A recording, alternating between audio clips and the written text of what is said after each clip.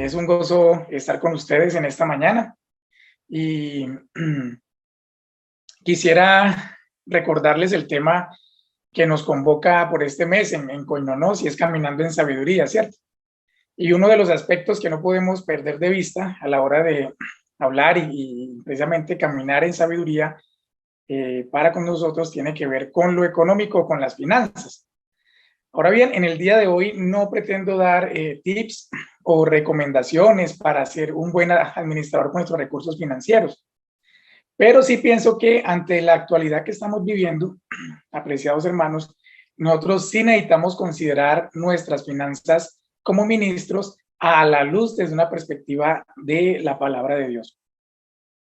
De esta manera, caminando en sabiduría, pues para hoy, un ministro económicamente contento, ¿cierto? Y lo vamos a estar mirando a la luz de Primera de Timoteo, capítulo 6, versículo 3 a 8. Quiero iniciar con una pregunta, si usted me lo permite. Para usted, ¿qué es lo suficiente para sentirse económicamente seguro? Yo me hice esa pregunta. Para mí, ¿qué es lo suficiente, cierto? Para sentirme económicamente seguro. Todos hablamos de crisis económica. Ese se ha vuelto el tema en nuestros días. La devaluación de nuestra moneda a nivel local, una de las más devaluadas a nivel del continente, nos ha puesto verdaderamente en aprietos para adquirir, ¿cierto? Es más, se dice que no alcanza, que se necesita incluso para algunos un poco más, y un poco más es que si algunos el año pasado o hasta el año pasado hacían su mercado con, digamos, 300,000 pesos, hoy necesitan 550 o 600,000 pesos y no para las mismas cosas que se compraban, ¿cierto? Se redujo la cantidad de cosas que podíamos adquirir. Esto está causando preocupación. Esto hace que a nivel general se pueda sentir precisamente esta crisis. Y nosotros como ministros del Señor no hemos sido exentos a esta situación. Esta crisis ha tocado el entorno eclesial, no solamente el bolsillo o las finanzas del pastor, también las de las ovejas, las de nuestros hermanos en nuestra iglesia. Y podemos mirar, mis hermanos, con esto o llegar básicamente a una conclusión, que nuestra condición salarial se ha vuelto insuficiente para adquirir lo que necesitamos, incluso para dejar de aspirar a propósitos o a metas que por obvias razones ya se han vuelto inalcanzables, ¿cierto? Y las hemos echado o hemos tomado la decisión de echarlas al baúl de los recuerdos, con una sensación de ahora quién sabe cuándo podremos hacer esto o cuándo podremos ir hasta allá o cuándo vamos a poder darnos este gusto. ¿Qué ha producido esto, mis hermanos, en nuestros corazones? Temor. Esto ha producido incertidumbre, esto ha producido desánimo. Y en algunos casos de nuestros hermanos en la fe, la decisión incluso de salir del ministerio, cancelar, incluso abandonar el lugar donde el Señor nos ha puesto, incluso el llamado, ¿cierto? Hemos sabido de hermanos que sin contemplarlo antes tomaron el camino de lo bivocacional o por lo menos están trabajando para hacer posible ese camino de lo bivocacional o trabajar medio tiempo con otro ministerio proeclesial con la justificación de que el ministerio pastoral no está dando lo suficiente. Otros sencillamente han sido despedidos por sus iglesias o por sus denominaciones, creyendo que pueden de esta manera también cancelar el llamado del ministro, ¿cierto? Y otros sencillamente han renunciado voluntariamente del todo para dedicarse a los llamados empleos seculares.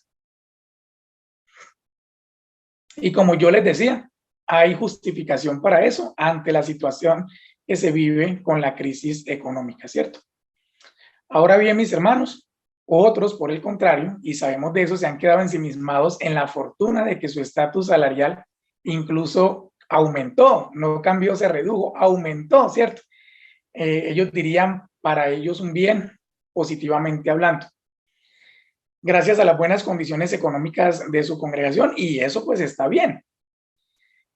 Mientras que otros se debaten en la incertidumbre del día a día, ¿cierto? Creyendo que en cualquier momento puede llegar lo que tanto temen o lo que tanto tememos, quedar posiblemente en la calle y sin esperanza alguna.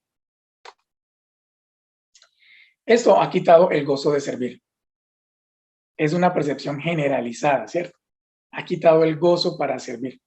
Pero aquí también nos tenemos que hacer una pregunta. ¿Llevar a cabo el ministerio con gozo depende de lo económicamente seguro, estable, con lo que yo me sienta satisfecho? Hay que considerar la actual situación, mis hermanos, entonces, desde una perspectiva correcta, para no caer en la trampa o el error de reducir el ministerio a una fuente de ganancia. Vamos a leer primera a Timoteo, capítulo 6, versículo 3 a 8. Acompáñame, por favor. Si alguien enseña una doctrina diferente y no se conforma a las sanas palabras, las de nuestro Señor Jesucristo, y a la doctrina que es conforme a la piedad, está envanecido y nada entiende, sino que tiene un interés corrompido en discusiones y contiendas de palabras, de las cuales nacen envidias, pleitos, blasfemias, malas sospechas y constantes rencillas entre hombres de mente depravada, que están privados de la verdad, que suponen que la piedad es un medio de ganancia. Pero la piedad, en efecto, es un medio de gran ganancia cuando va acompañada de contentamiento, porque nada hemos traído al mundo, así que nada podemos sacar de él. Y si tenemos qué comer y con qué cubrirnos, con eso estaremos contentos. Si bien es cierto, mis hermanos, lo que nos convoca durante este mes, Caminando en Sabiduría, y obviamente un ministro económicamente contento, como les decía al principio, sí quiero dejarles claro, mis hermanos, que lo que vamos a hablar a continuación son reflexiones pastorales, ¿cierto? Y por tal razón, pues se hace necesario también ponernos en contexto con lo que está pasando en Timoteo. El apóstol Pablo aquí inicia hablando o abordando, ¿cierto?, el tema de los falsos maestros junto con sus falsas enseñanzas y termina luego mostrando su codicia. La iglesia del primer siglo estaba familiarizada con los llamados sofistas o sabios. ¿Quiénes eran ellos? Ellos aplicaban el saber o el discurso precisamente al negocio o a la ganancia, vendían la filosofía.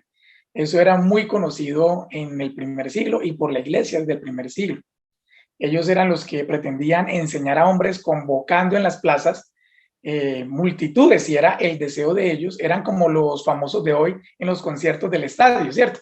En esa época no tenían las condiciones nuestras ni la tecnología nuestra, pero daban mucho realce, herencia de los griegos, al discurso, al verbo, ¿cierto?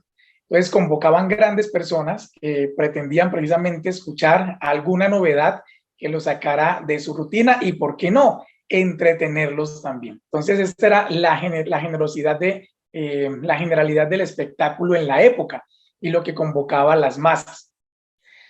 Había entonces convertido precisamente la filosofía en una forma de hacerse ricos, ¿cierto? Páguenme.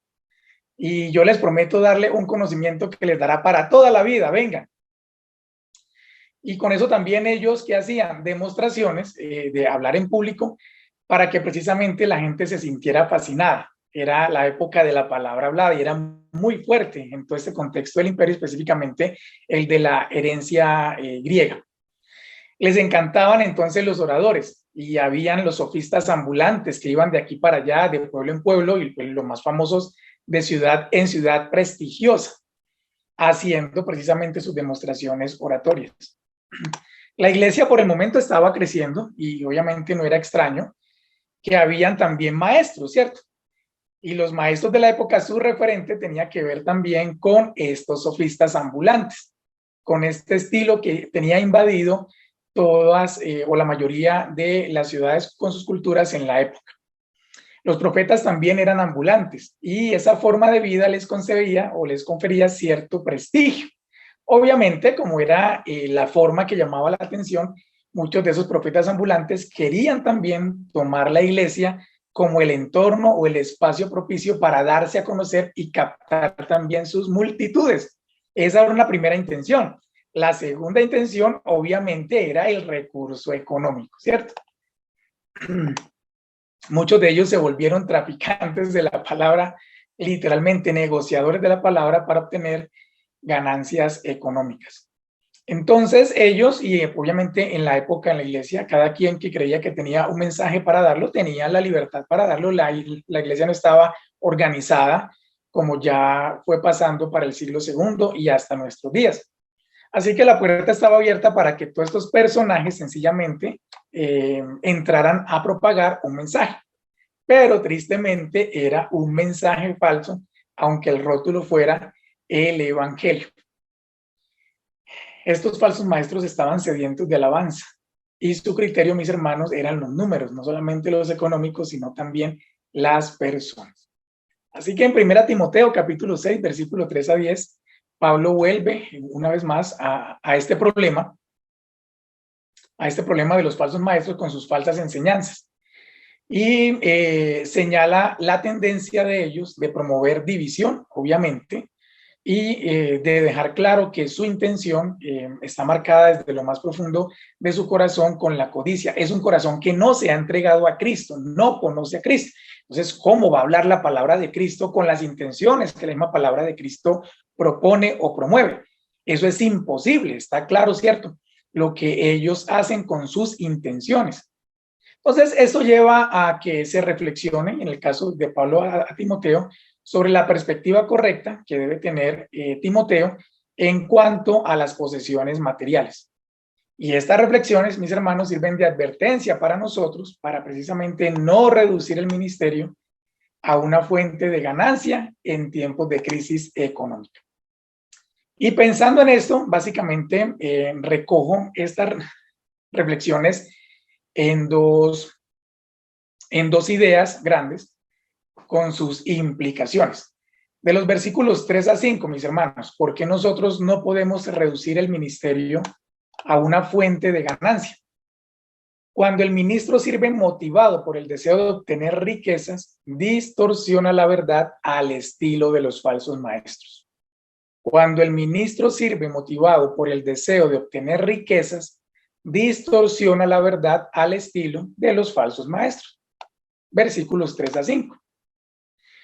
El deseo del falso maestro no era presentar a Cristo, ni hablar con claridad su palabra, sino hacer alarde de sí mismo, ¿cierto?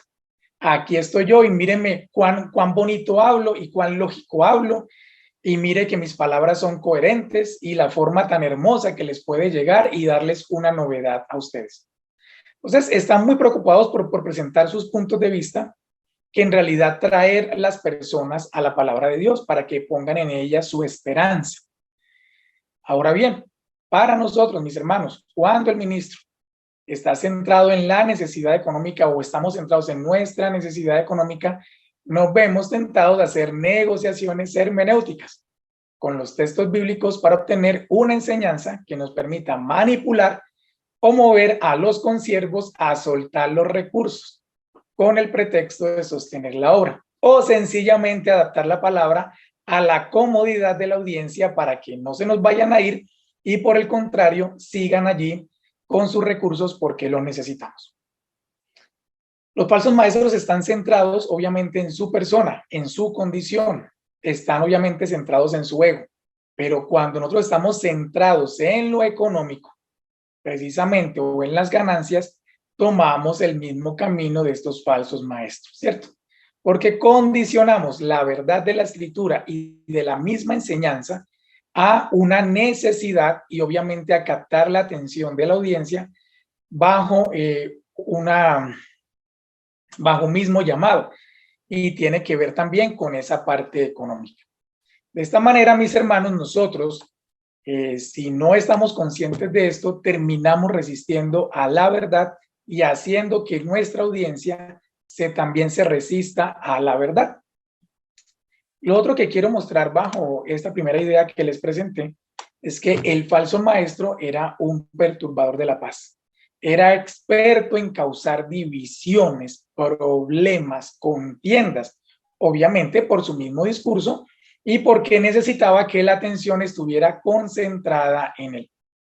Instintivamente era competitivo, sospechaba absolutamente de todos los que no estaban de acuerdo con él, porque le podían tumbar completamente, cierto, su castillo, o le podían tumbar completamente toda su estructura que tenía la gente entretenida y obviamente distraída. Entonces, cuando no se podía ganar la discusión, empezaban los insultos, empezaban precisamente las rencillas por esa oposición teológica que le presentaban los que estaban maduros y obviamente habían captado la pureza de la doctrina, y al mismo tiempo dejaba ver la condición de su carácter en oposición al carácter de los que estaban sometidos verdaderamente al evangelio, ¿cierto? Entonces, en cualquier presentación de su discurso, el intento de oponerse o de cuestionarle era atacar una voz que ellos concebían de enemistad y obviamente promovían la enemistad. De aquí que los ambientes, y por eso Pablo le insiste a Timoteo, cuidado con esta gente, era la polémica, la confrontación, y nadie quiere estar en un ambiente donde hay polémica, donde hay confrontación, donde hay riñas, donde se presente amenazas precisamente para su bienestar. Y por qué no, donde el que está hablando evidencia que su interés es una fuente de ganancia. Ahora bien, ¿esto qué tiene que ver con nosotros cuando nosotros estamos centrando nuestro llamado o reduciéndolo a un asunto meramente de ganancias? Mis hermanos, y hemos visto eso y lo seguimos viendo. No en todos los casos será, pero en la mayoría, póngale la firma. El criterio para el relevo ministerial, ¿cierto? Ha dejado de ser el llamado o sencillamente atender la voluntad divina, obedecerla. Entonces, el criterio para el que está enfocado con el ministerio para unas ganancias económicas o desde unas ganancias económicas es quién es el más confiable para continuar o para asumir este legado o cómo hago para asegurarlo de tal manera que todavía yo tenga un pie o una mano allí luego de que ya se dé mi salida. El relevo generacional ministerial entonces va a ser pensado estratégicamente para que se continúe lo que con tanto esfuerzo a mí me ha tocado alcanzar. ¿Y quién es el mejor para conservarlo? Aquel que cercanamente, dentro de las puertas para adentro, me ha visto sufrir por alcanzar todo lo que hoy he construido. Entonces, ¿quién mejor que disfrutarlo que mis sucesores, al estilo de las herencias? ¿Quién termina quedando a cargo de una obra que no se recibió por los criterios anteriormente mencionados? El Señor fue el que nos llevó a cada uno de nosotros a estar donde estamos hoy, pero cuando llega el momento del relevo, y eso es la generalidad hoy en día, ¿quiénes son los que están asumiendo o deberían asumir? ¿Cierto? Los sucesores o nuestros herederos, como yo le decía, al estilo de nuestras herencias. ¿Y esto qué va a generar, mis hermanos? Y que ha venido generando polémica, discusiones, contiendas de palabras, ¿cierto? El criterio que tuve hace 40 años para estar donde estoy no es el mismo que yo estoy teniendo para dejar lo que tengo que dejar y que continúe de la mano del Señor. Y un tercer aspecto, hablando de la primera idea que les presenté, es que el falso maestro comercializa con la religión, con la fe. Lo que le interesa son los ingresos. Y eso obviamente se lo deja claro Pablo a Timoteo. Considera su enseñanza, su predicación, no como una vocación, hermanos. Y aquí hay un riesgo para nosotros los ministros, como lo era para Timoteo. No era una vocación, sino que lo consideraban como una carrera, y una carrera muy agitada. Así que cuando nosotros estamos centrados en nuestra condición económica y la catalogamos como desfavorables, en ese deseo precisamente de mejorarla, entramos, mis hermanos, y ese es el riesgo, en la agitada carrera de la búsqueda de la prominencia para darle valor o aumentar la valoración monetaria de nuestro ministerio. Y esto, mis hermanos, es el fracaso también en nuestros días de muchos de los ministros que conocemos, que han caminado con nosotros desde nuestra juventud temprana, que han hecho carrera con nosotros, pero que tristemente se han desviado por este elemento arraigado en lo profundo del corazón. Los cargos de honor se vuelven llamativos por el prestigio de las relaciones que permiten hacerse visibles, a los grandes contribuyentes financieros. Yo pienso que esto es, mis hermanos, un motivo para caer delante del Señor en arrepentimiento. Y nosotros creemos que porque hermenéuticamente o teológicamente hacemos buen uso de la palabra de Dios para una predicación, creemos que las motivaciones no terminan teniendo incidencia precisamente en lo correcto de manejar el discurso o la predicación del evangelio. Claro que sí termina teniendo su incidencia. Y el problema con esta agitada carrera, mis hermanos, es que se comete cualquier tipo de pecado, aquí donde está la incidencia, cualquier tipo de pecado o incluso de delito para conseguir el dinero que yo creo necesito para estar económicamente satisfecho. El problema también con esto es que siempre va a ser necesario un peso más. Un peso más, ¿cierto? Y adecuamos los principios, las verdades bíblicas, precisamente a la prosperidad, ¿cierto? Y disfrazamos el pecado con el hecho de que era necesario y el Señor ha permitido que este sea el camino para conseguir lo que precisamente estoy justificado a conseguir por mi necesidad. Y usted dirá, pero es raro escuchar que un ministro se levante y entre en esos pleitos hasta llegar a un asesinato, claro, hasta ese tipo de delitos, pero ¿y el robo? ¿Y las mentiras?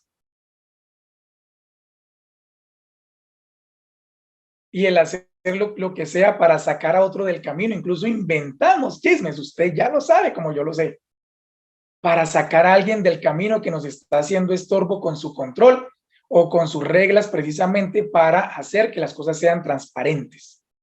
Lo sacamos del camino.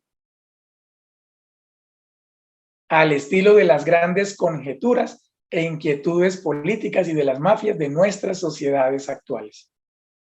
Caemos en eso. Ahora bien, mis hermanos, Pablo entonces le deja claro a Timoteo en el capítulo 5, versículo 18, que el obrero merece su salario. Con esto no está diciendo que no se requiera precisamente que del ministerio a lo que estamos dedicados tengamos también ganancias. Pero mis hermanos, el motivo del servicio, el motivo de este trabajo para el Señor, para su reino, debe ser precisamente el servicio y no la ganancia, ¿cierto? Así que Pablo también en este capítulo 6 y en el versículo 5 que leímos hoy dice, la piedad es un medio de ganancia, pero no a la manera como los falsos maestros la han tomado, y más adelante dentro de esta reflexión lo voy a tomar. No olvidemos pues, mis hermanos, a la luz de los versículos 3 a 5.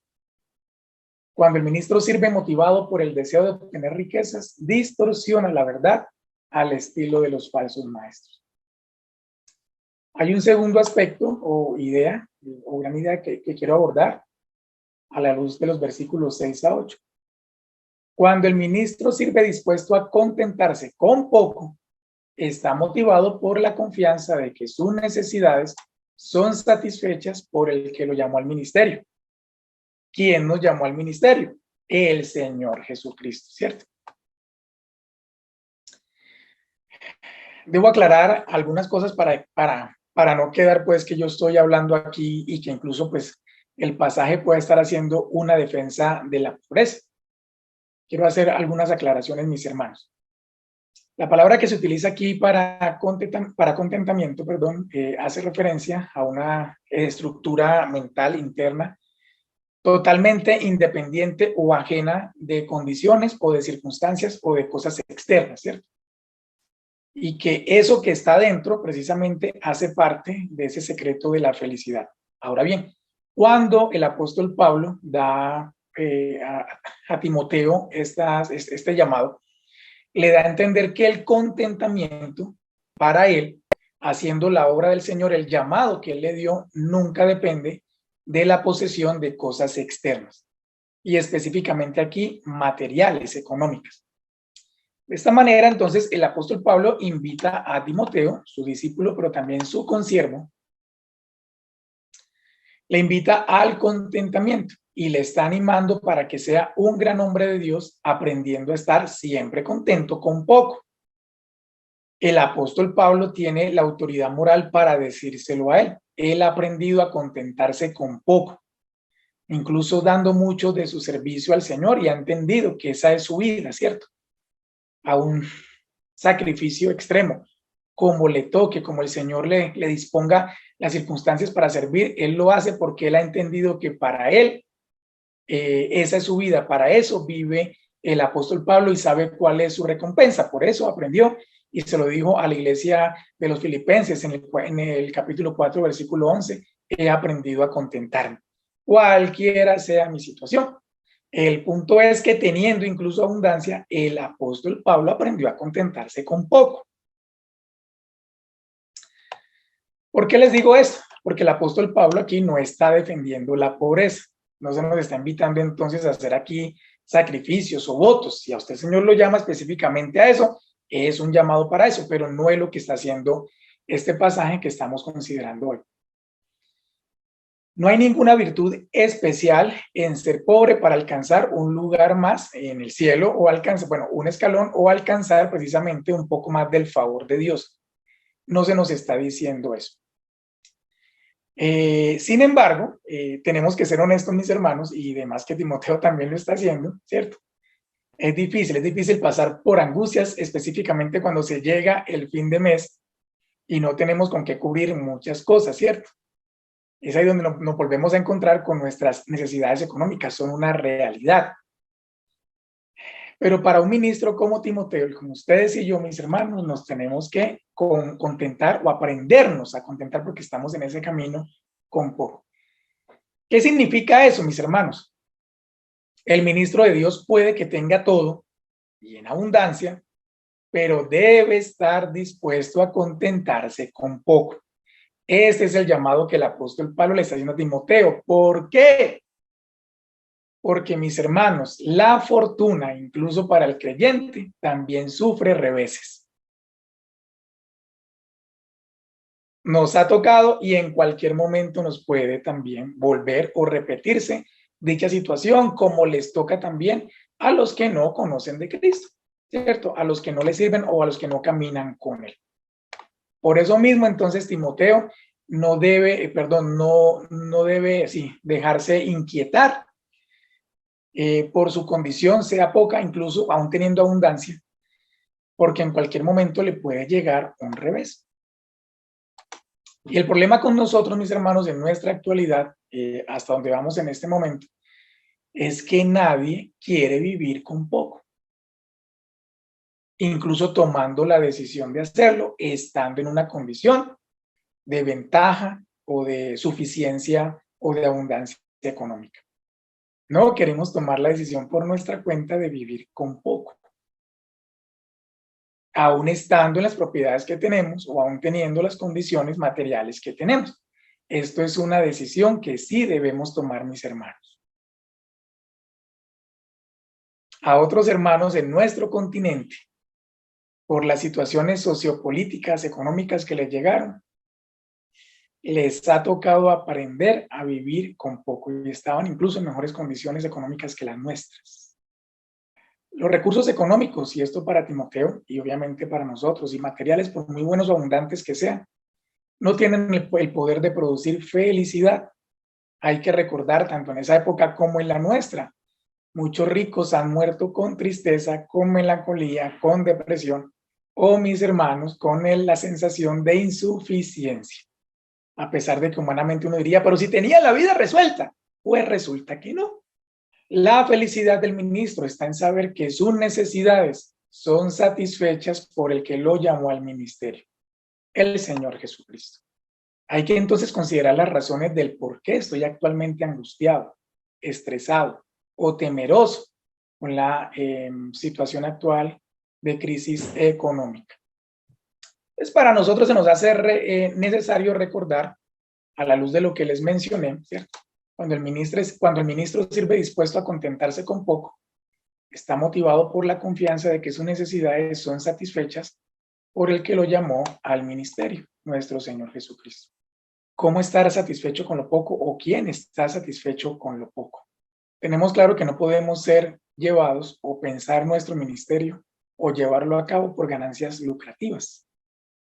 Entonces, mis hermanos, tenemos el llamado a lo siguiente, a estar contento con lo poco. ¿Y cuándo es posible eso?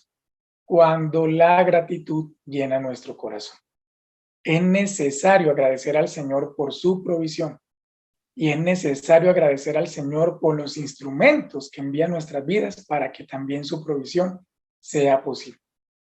Este es un tiempo para recordar y para reconocer que el Señor sí nos ha traído de menos a más.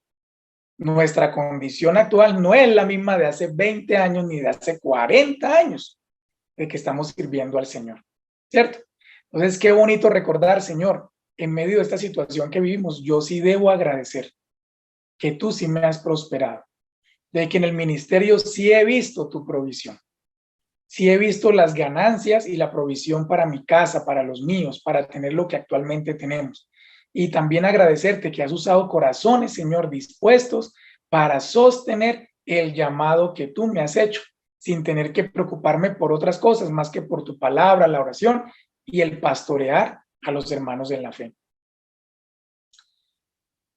Cuando, mis hermanos, hay gratitud, tenemos la seguridad de que el Señor hace, porque ya lo tenemos por testimonio propio. Hace y puede hacer mucho más con nuestros ingresos de lo que nosotros podemos imaginar.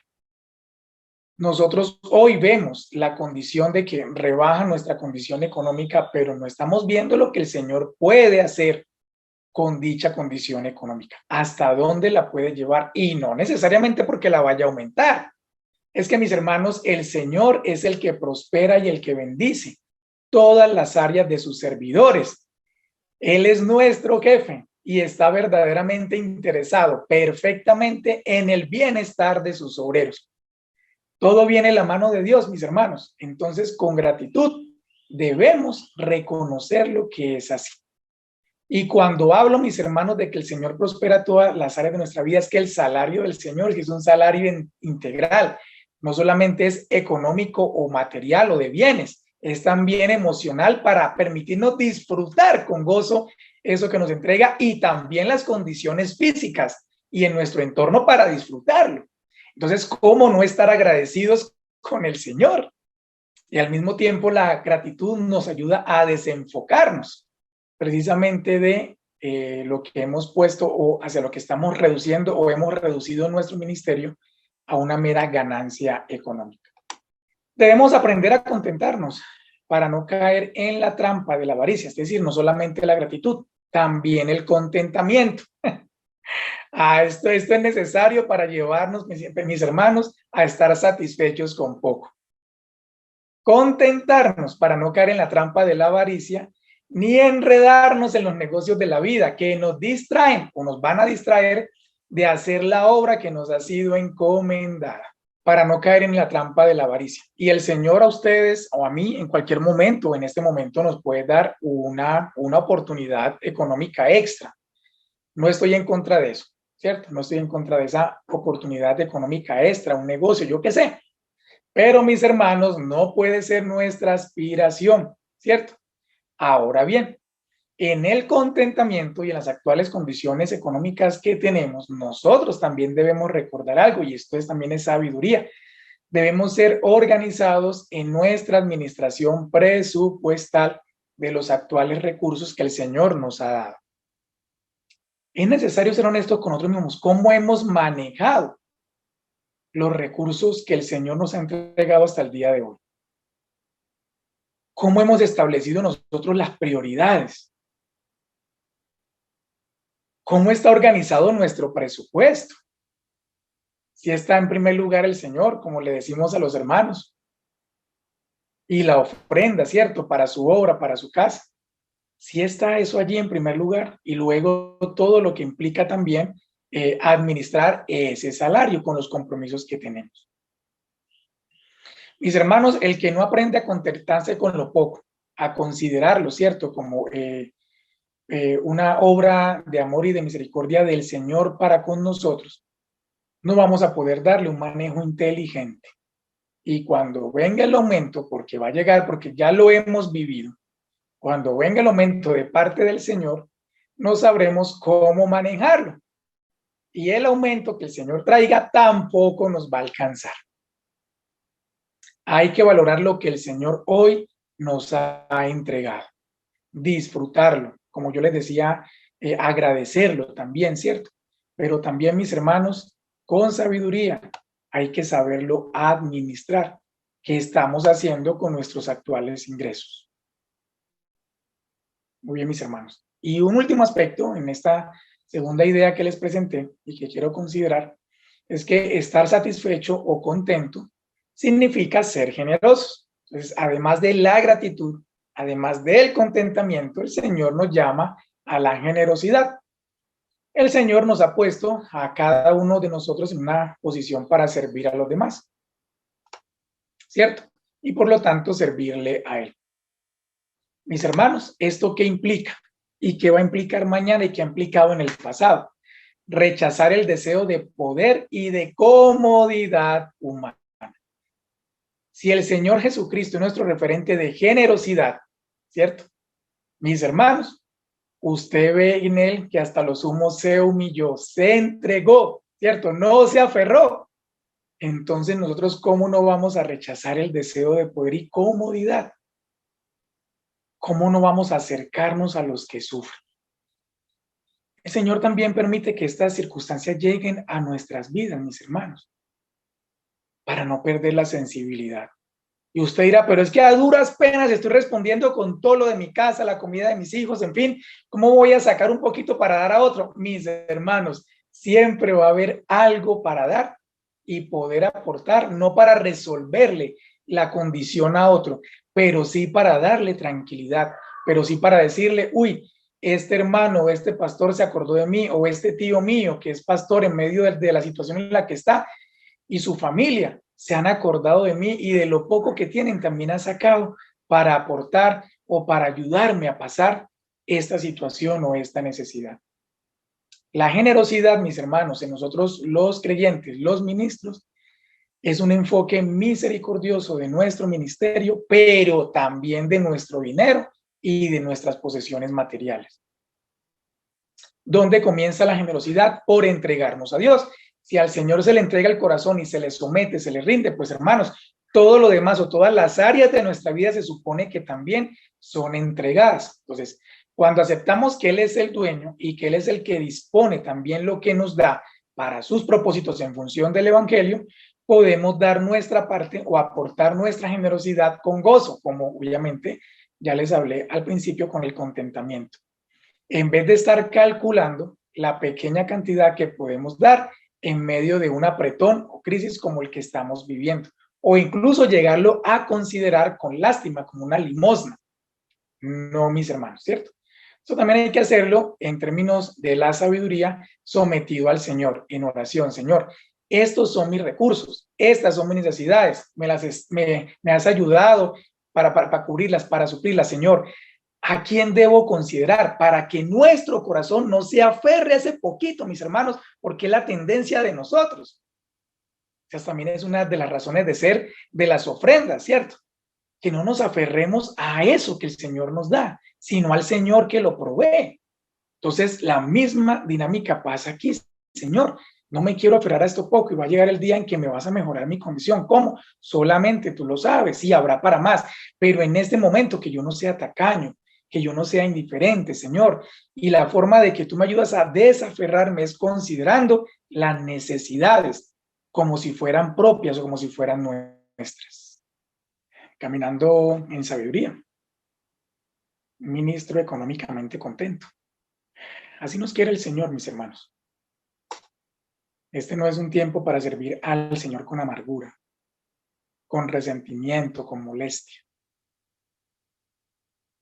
Es un tiempo para apretarnos y el Señor quiere que nos apretemos. Pues hay que hacerlo, mis hermanos, pero no que retengamos, ¿cierto? Nosotros sí nos tenemos que preguntar qué pasaría con nuestras finanzas si aplicáramos la reducción de gastos inútiles. Podría ser el inicio real de una liberación del corazón, ¿cierto? Para precisamente experimentar ese contentamiento. Anhelamos estar con nuestras familias, en paseos, en salidas, en centros comerciales, que obviamente me aterran porque usted pone un pie en un centro comercial y automáticamente su corazón entra como en crisis, se altera. ¿Qué hay que gastar? ¿Qué hay que dar? ¿Qué hay que poner? ¿Qué hay que comprar? Es impresionante, mis hermanos. Es un sacadero de plata. Bueno, y para eso los hicieron. Esa es la razón de ser, ¿cierto?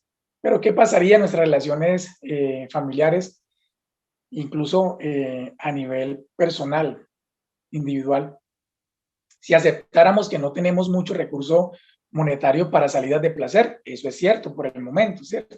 Así sea un centro comercial, pero que nosotros sí debemos tener la intención de compartir con nuestras familias, encontrando alternativas económicas que nos permitan apreciar la belleza de las relaciones y descubrir la felicidad que esto esconde y que el Señor nos ha entregado como el mayor de los recursos. Es tiempo de desenfocarnos. La crisis no nos puede envolver, mis hermanos. ¿Qué nos rodea? ¿Qué nos ha puesto el Señor a que nos rodee? Allí debemos también poner el énfasis, hermanos, para la felicidad, para el contentamiento. El dinero puede comprar quizás muchas cosas o dar facilidad para muchas cosas, pero hay cosas que no se pueden comprar o adquirir por mucho que este comercial de Mastercard haya permeado, ¿cierto?, nuestra mente. Y entre esos están la familia, las relaciones, las personas que el Señor ha puesto a nuestro alrededor. Ministro entonces puede sentirse económicamente seguro, siempre y cuando recuerde que su vida y su bienestar no dependen de un sustento, sino del Dios que provee el sustento y que por gracia nos ha llamado a servir. Entonces vale la pena también recordar, mis hermanos, que debemos poner el esfuerzo, no en mirar cómo adquirir un peso más o un centavo más a través de cualquier estrategia o camino o relación, sino, mis hermanos, esforzarnos en cultivar una relación con el Señor Jesucristo más profunda, más estrecha, de tal manera que nos sintamos motivados y comprometidos a servirle más allá de una retribución económica. Yo quiero recordar, mis hermanos, para finalizar, las palabras del apóstol Pablo a Timoteo en la segunda carta, en capítulo 4, versículos 1 a 5. Y pienso que vivir económicamente contentos cuando servimos al Señor, perdón, depende también de esta perspectiva. En la presencia de Dios y de Cristo Jesús, que ha de juzgar a los vivos y a los muertos por su manifestación y por su reino, te encargo solemnemente, predica la palabra, insiste a tiempo y fuera de tiempo, amonesta, reprende, exhorta, con mucha paciencia e instrucción, porque vendrá tiempo cuando no soportarán la sana doctrina, sino que teniendo comezón de oídos, conforme a sus propios deseos, acumularán para sí maestros, pero ya sabemos qué tipo de maestros, y apartarán sus oídos de la verdad y se volverán a los mitos. Pero tú, sé sobrio en todas las cosas, sufre penalidades, haz el trabajo de un evangelista, cumple tu ministerio.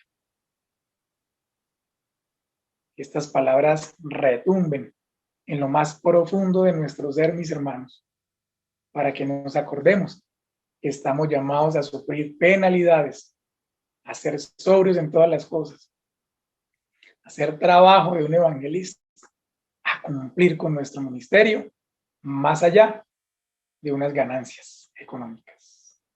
Señor les bendiga, mis hermanos. Vamos a orar para finalizar. Y no lo quiero hacer yo. Quisiera pedirle el favor a uno o dos de ustedes que hagan dos breves oraciones en respuesta a la porción que hemos reflexionado, a la meditación que les he traído.